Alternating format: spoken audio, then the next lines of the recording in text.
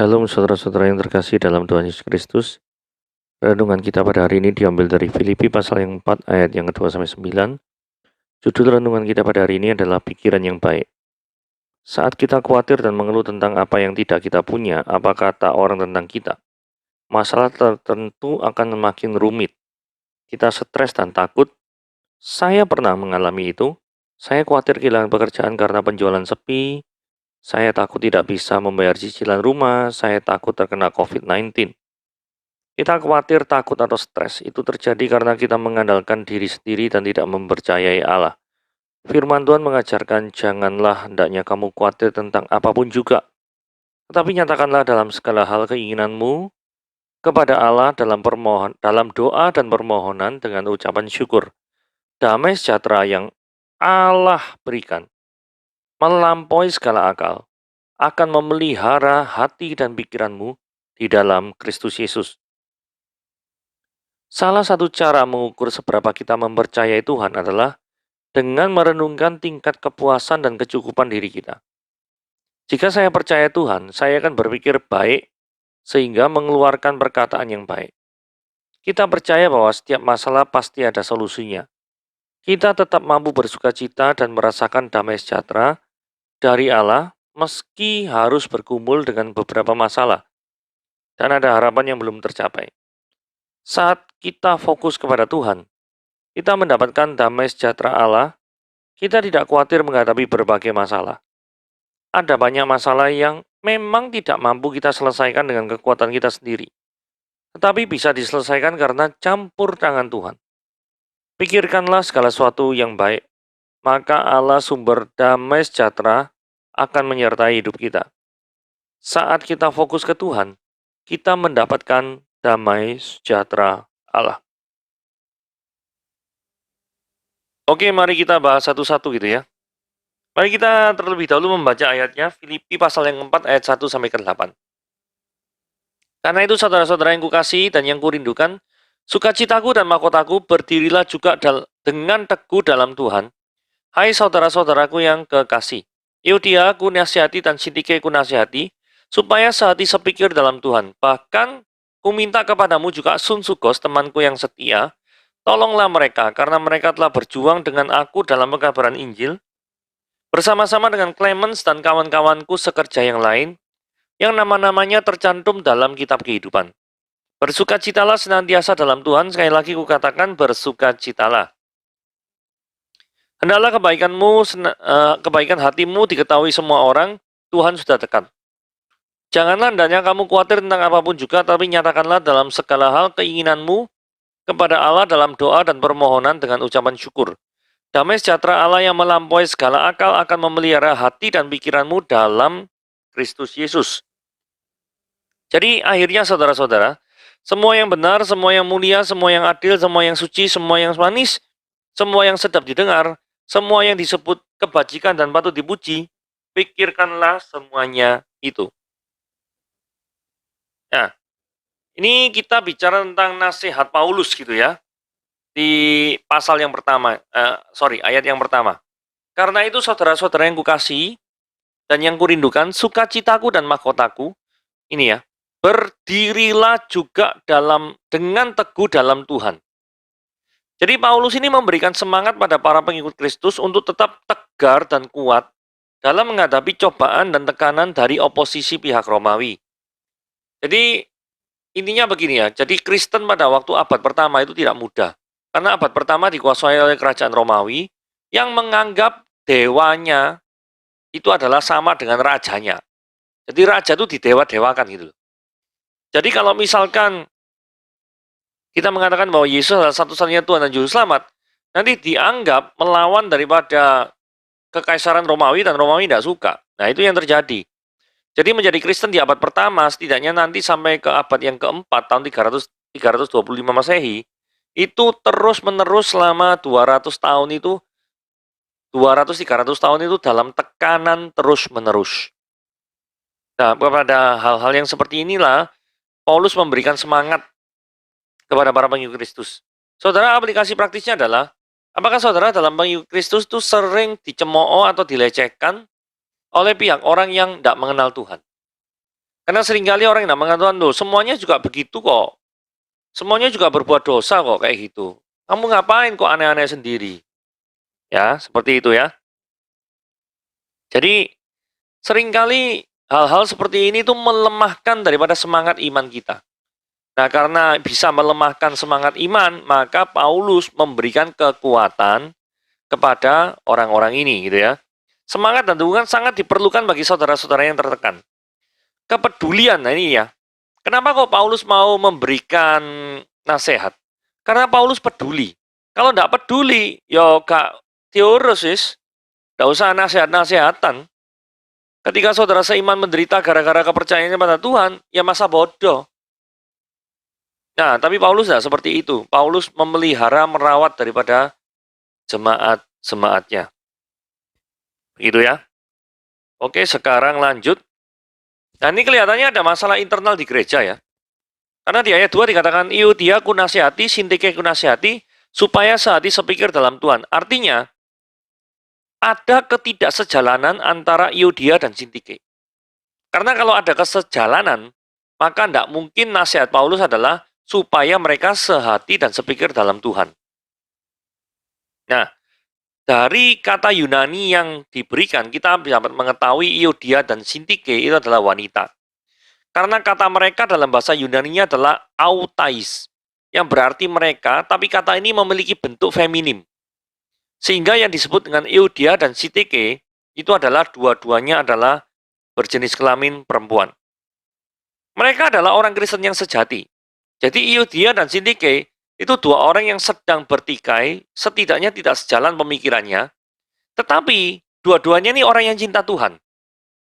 Kok tahu?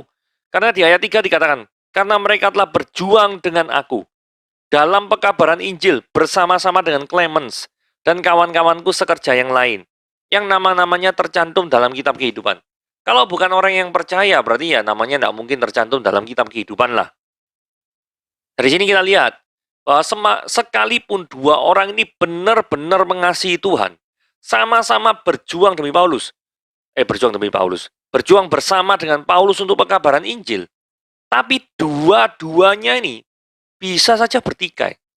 Jadi bukan berarti kalau orang sudah pengikut Kristus, dua-duanya sama-sama cinta Tuhan, maka hidupnya itu aman-aman, damai-damai, hahaha gitu ya. Enggak. Ya. Nah, adanya keretakan di antara dua orang sesama pelayan Tuhan. Ini suatu kenyataan yang harus terjadi.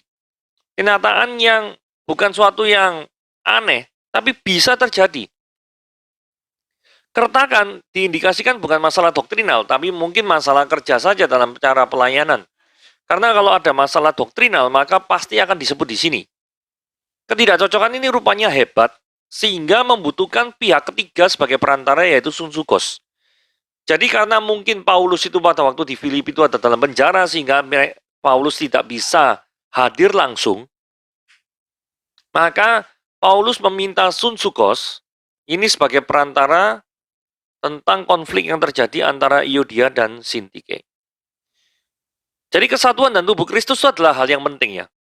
Jadi sekalipun memungkinkan sekali ada dua orang yang cinta Tuhan, benar-benar cinta Tuhan, tapi karena jalannya berbeda, maka mereka bertikai satu dengan yang lain. Bukan masalah doktrinal, tapi masalah cara kerja. Itu pun harus selalu diselesaikan. Jika masalah sudah mencapai level tingkat tinggi, maka Paulus melakukan pembicaraan empat mata pada masing-masing dari mereka. Hal ini terlihat dari ayat Euodia ku nasihati, terus kemudian Sintike ku nasihati. Jadi dua orang ini benar-benar secara pribadi sama Rasul Paulus itu dinasihati. Nah, dari sini cocok sekali untuk kepemimpinan kita gitu ya. Jadi kalau misalkan ada dua orang yang bertikai, kita tahu dua orang ini sama-sama maksudnya baik. Solusi yang terbaik adalah bukan untuk saling nyalakan satu dengan yang lain. Kamu salah, kamu goblok, kamu gini gitu. Bukan. Tapi solusinya adalah panggil, cari tahu akar permasalahannya kenapa kok ada pertikaian antara pihak A dan pihak B. Dalam hal ini, kenapa kok ada pertikaian antara Euodia dan Sintike? Panggil empat mata, bicara baik-baik. Jadi, kalau Anda melakukan prinsip ini, panggil empat mata, bicara baik-baik, Anda sedang melakukan prinsip firman Tuhan. Gitu ya. Ayat keempat. Bersukacitalah senantiasa dalam Tuhan. Sekali lagi kukatakan bersukacitalah. Nah, saudara, kita bingung ya. Kenapa kok disuruh bersukacitalah senantiasa? Terus kata bersukacita diulangi lagi, sekali lagi kukatakan bersukacita. Berarti kalau diulangi 2 kali, itu menandakan suatu yang sangat penting. Betul nggak? Nah, terus kalau ini sangat penting, oke lah diulangi 2 kali tandanya penting. Tapi permasalahannya kata keterangan yang mengikuti bersukacita ini saya bingung ya. Karena dikatakan bersukacitalah senantiasa. Jadi all the time di dalam Tuhan. Saudara, bersukacita all the time ini bingung ya. Karena kita tuh secara umum prinsipnya tuh bersukacita itu adalah melekat pada hal-hal yang duniawi. Contoh, misal seorang tuh bersukacita karena apa? Karena dapat rumah baru, mobil baru, habis putus kemudian dapat pacar baru, misalkan kayak gitu. Jadi kondisi sukacitanya itu melekat. Seandainya kita berpikir, misalkan mobilnya hilang atau rumahnya hilang, maka yang terjadi adalah sukacitanya juga hilang. Jadi sukacita melekat pada kebendaan. Itu secara duniawi. Nah, kalau kita menggunakan prinsip ini, kita akan sangat-sangat kebingungan sekali. Mengartikan ayat keempat, kok bisa ngomong bersukacita senantiasa? Senantiasa berarti kan all the time, segala waktu, segala situasi. Padahal dari contoh tadi, kita tahu mobil hilang, sukacita juga hilang, kan gitu. Nah, kunci sederhananya adalah gini. Ngomong bersukacita senantiasa, ada kata keterangannya lagi, yaitu apa? Dalam Tuhan. Itu kata kuncinya penting. Terus kita tanya lagi, ya opo carane sukacita senantiasa dalam Tuhan? Itu bagaimana toh ya? Sukacita kita tadi kan melekat pada kebendaan. Pindahkan. Sukacita kita harus melekat pada karya penebusan Kristus di kayu salib. Hubungannya ya apa? Hubungannya gini. Saudara adalah orang yang berdosa. Saudara adalah tidak layak menerima keselamatan. Tetapi saudara dilibatkan di dalam pekerjaan Tuhan. Bahkan diperbolehkan mungkin seperti Euodia dan Sintika melayani Tuhan. Nah, bukankah hal itu adalah suatu yang sukacita luar biasa? Dan karya penebusan Kristus yang menyegarkan kehidupan kita, itu adalah senantiasa tak lekang oleh waktu, tak bisa dihapuskan oleh zaman. Karena karyanya itu adalah everlasting. Jadi, mau tahu rahasianya bersukacita senantiasa? Sukacita itu harus melekat di dalam salib Kristus. Nah, ayat 5 ini kalau dibaca sekilas agak membingungkan ya. Hendaklah kebaikan hatimu diketahui semua orang. Loh, disuruh pamer tak? Kebaikan hati diketahui semua orang itu memang disuruh pamer. Nah, kalau orang nggak ngerti apa-apa ini salah persepsi ya. Jadi ini bukan ditujukan untuk kesombongan. Tapi kenapa? Kalau kebaikan hati kita tuh diketahui semua orang, bukan panjat sosial, itu supaya citra Kristus dapat dipancarkan oleh kebaikan kita. Nah terus gunanya apa kalau citra Kristus itu dapat dipancarkan? Ya supaya orang lain itu tertarik ikut Yesus dan menjadi orang yang percaya gitu loh. Jadi bukan pamer kebaikan. Karena ini bertentangan dengan ayat, tahu ayatnya yang orang Farisi dan orang apa namanya? Orang pemungut cukai. Orang Farisi doa kan suka pamer-pamer tuh ya. Puasa Senin Kemis lah. Terus kemudian tidak melakukan ini, tidak melakukan itu, tidak berzina, selalu apa memberikan perpuluhan apa gini gitu. Ini doa pamer dan itu ditentang oleh Yesus Kristus. Jadi, kalau kesombongan yang pamer sifat kerohanian itu ditentang oleh Yesus Kristus, tidak mungkin kebaikan hatimu diketahui oleh semua orang. Itu memiliki maksud seperti pemungut cukai. Seperti daripada orang Farisi tadi. Tidak mungkin. Tidak mungkin. Kalau gitu berarti harus diartikan apa? Ya seperti tadi. Yaitu supaya citra Kristus terpancar dari kebaikan hati kita. Sehingga orang yang tertarik, dan mungkin orang akan bertanya, oh, atau bisa menilai, oh jadi Kristen itu seperti ini. Aku pengen tahu, aku pengen tertarik, mengapa kok dia bisa berubah? Dari sikap yang mungkin pemarah, jadi sikap yang sabar.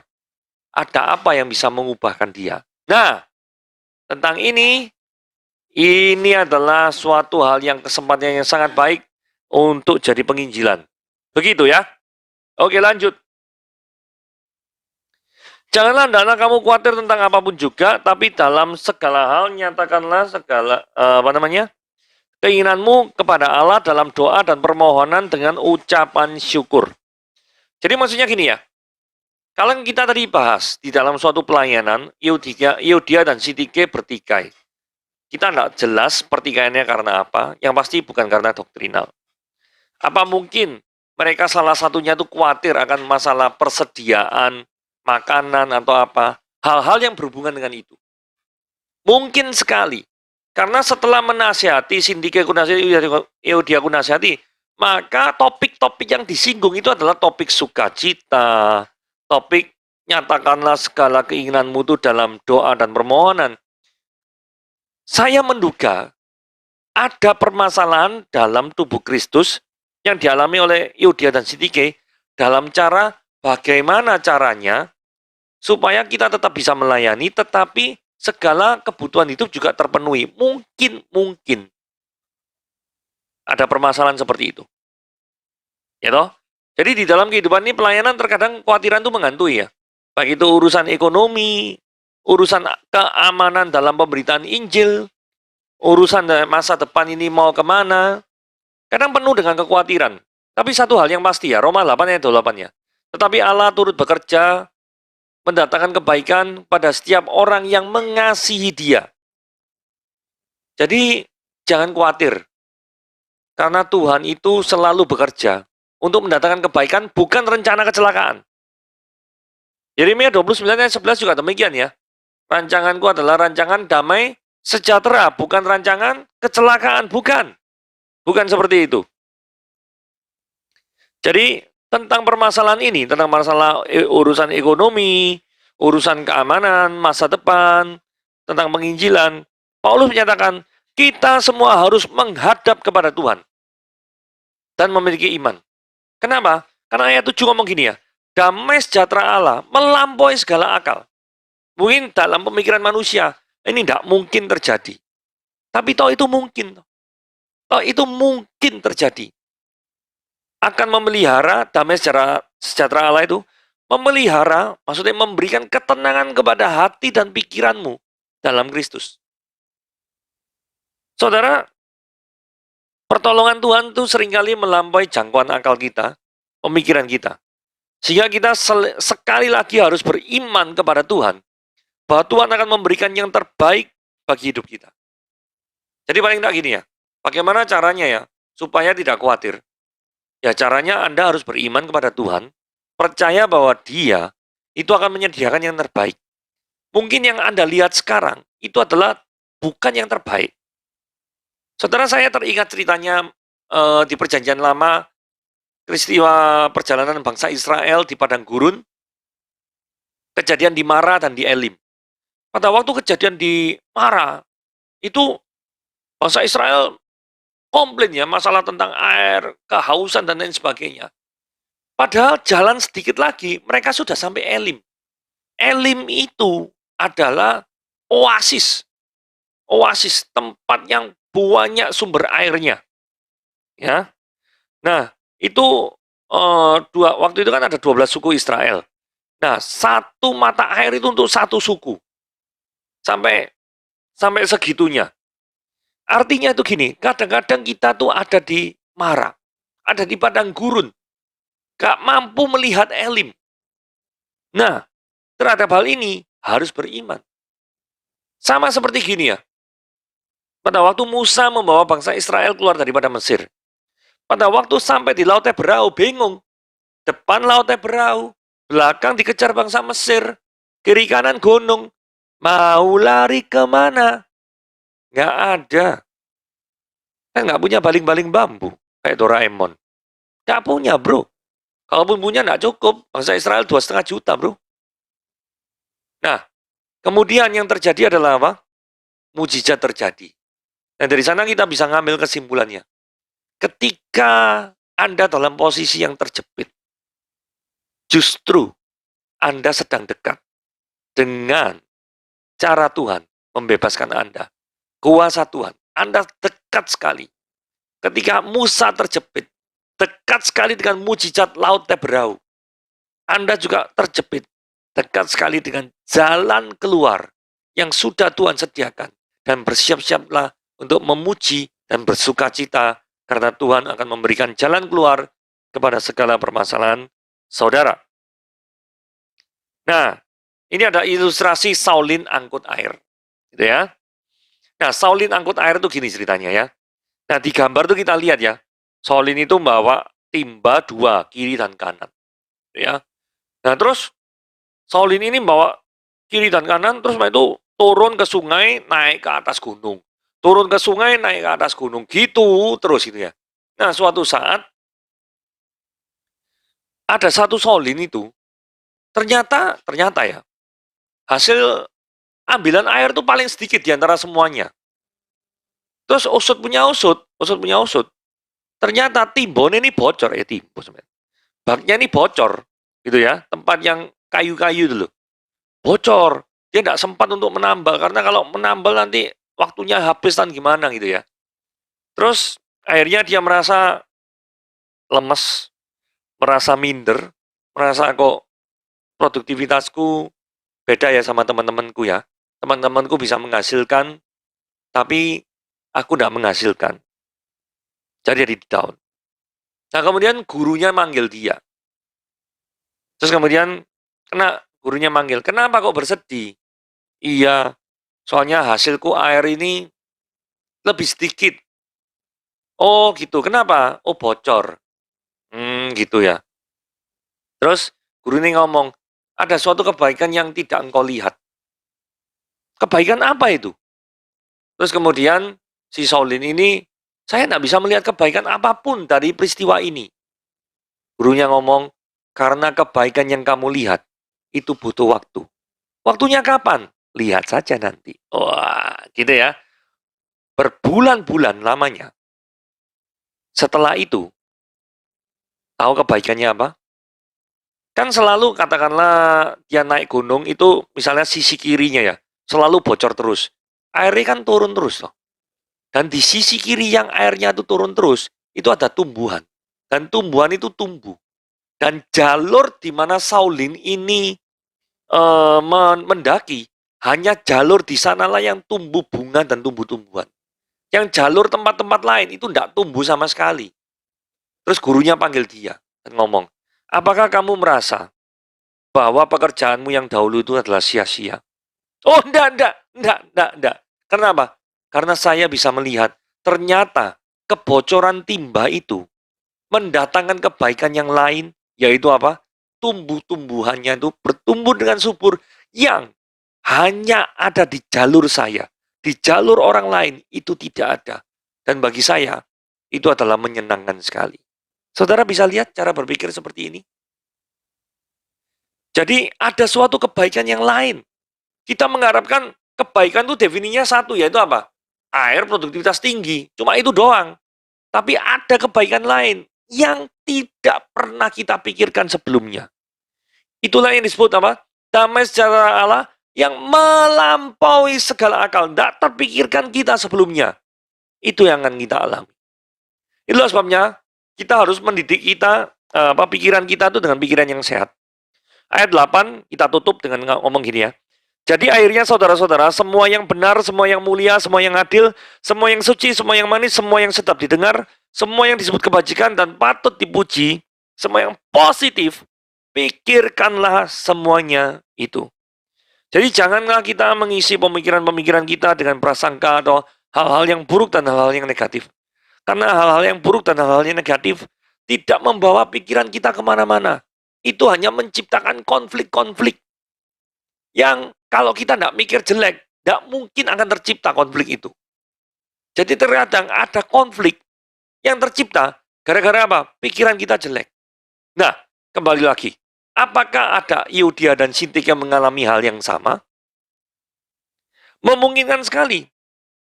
Sehingga di dalam hubungan saudara seiman, maka harus ada semua yang baik, semua yang mulia, semua yang benar, semua yang adil, semua yang manis, semua yang suci, semua yang sedap didengar. Pikirkanlah semuanya itu.